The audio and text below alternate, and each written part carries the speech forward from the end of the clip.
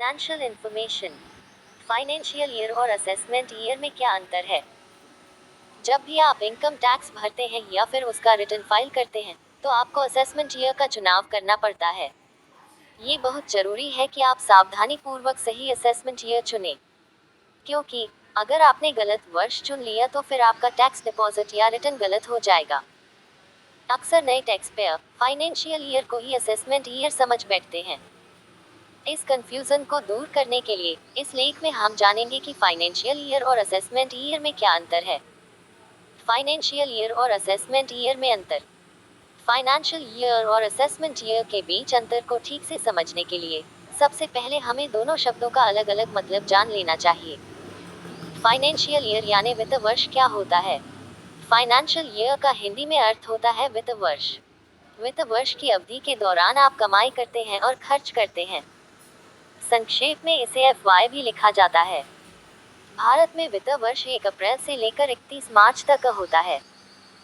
जैसे कि 1 अप्रैल 2023 से 31 मार्च 2024 तक की अवधि को वित्त वर्ष 2023-24 कहेंगे। कंपनियां भी अपनी आमदनी व खर्चों की गणना के लिए इसी अवधि को फाइनेंशियल ईयर के रूप में मानती है। देश और राज्यों का बजट भी इसी अवधि के लिए बनता है और लागू किया जाता है।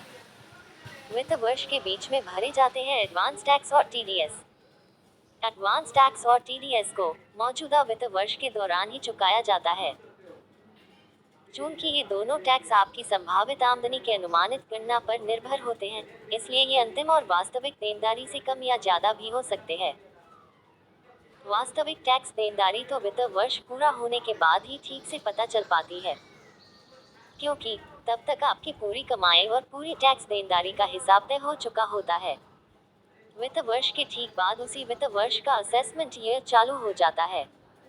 असेसमेंट ईयर अर्थात आकलन वर्ष क्या होता है?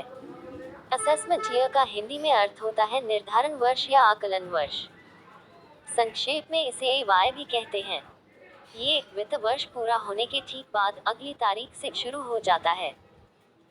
आपने बीते वित्त वर्ष के दौरान जितना कमाया है और उस पर कितना टैक्स बनता है, इनका निर्धारण या असेसमेंट वित्त वर्ष पूरा होने के बाद ही हो पाता है। आपकी आमदनी या आमदनी के स्रोतों में किस तरह का बदलाव हुआ है? आपके खर्चों या निवेश में कुछ कमी बढ़ोतरी हुई है? इन सब का सही आकलन वित्त वर्ष बीतने के बाद ही संभव है। इसीलिए फाइनेंशियल ईयर के ठीक बाद की 1 साल की अवधि को इनकम टैक्स विभाग ने असेसमेंट ईयर का नाम दिया है। इसे संक्षेप में एवाय लिखा जाता है। असेसमेंट ईयर के दौरान भरा जाता है रिटर्न और self assessment tax. Assessment year में ही आपको बची कुची टैक्स देनदारी यानी सेल्फ असेसमेंट टैक्स के रूप में निपटानी होती है। इसके बाद ही इनकम टैक्स रिटर्न दाखिल किया जा सकता है। रिटर्न में ही आपको अपनी हाल ही में गुजरे वित्त वर्ष की अर्निंग्स और टैक्स पेमेंट्स का ब्यौरा देना होता है। इनकम टैक्स रिटर्न के नए नियमों के मुताबिक अब असेसमेंट ईयर के बाद आप रिटर्न नहीं भर सकते हैं, यानी वित्त वर्ष खत्म होने के 1 साल के अंदर रिटर्न भरकर जमा कर देना अनिवार्य है। यहाँ ये बात ध्यान रखने लायक है कि किसी असेसमेंट ईयर के लिए टैक्स नियम और टैक्स स्लैब रेट्स वही रहेंगे जो कि फाइनेंशियल ईयर के लिए थे, क्योंकि असेसमेंट ईयर के लिए आमदनी और टैक्स संबंधी गणनाएं वित्त वर्ष से संबंधित ही होती हैं। लेट रिटर्न और असेसमेंट ईयर का संबंध। असेसमेंट ईयर भले ही पूरे 1 साल का होता है, लेकिन रिटर्न भरने की अंतिम तारीख 31 जुलाई तक ही होती है। इसके बाद अगर आप रिटर्न दाखिल करते हैं तो उसे लेट रिटर्न कहा जाता है।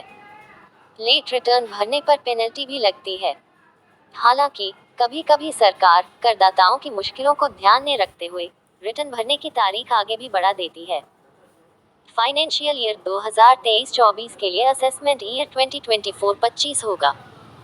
अलग अलग देशों में अलग अलग होती है वित्त वर्ष की अवधि। जैसे अमेरिका यूएसए का वित्त वर्ष 1 अक्टूबर से 30 सितंबर तथा ऑस्ट्रेलिया का वित्त वर्ष 1 जुलाई से 30 जून है। तो दोस्तों, ये थी फाइनेंशियल ईयर और असेसमेंट ईयर के बारे में जानकारी। इनकम टैक्स, सेविंग और फाइनेंस से जुड़ी अन्य उपयोगी जानकारियों के लिए देखें हमारे वीडियो। टीडीएस क्या है? फुल फॉर्म, अर्थ और रेट्स। एडवांस टैक्स क्या होता है? कितना जमा करना पड़ता है?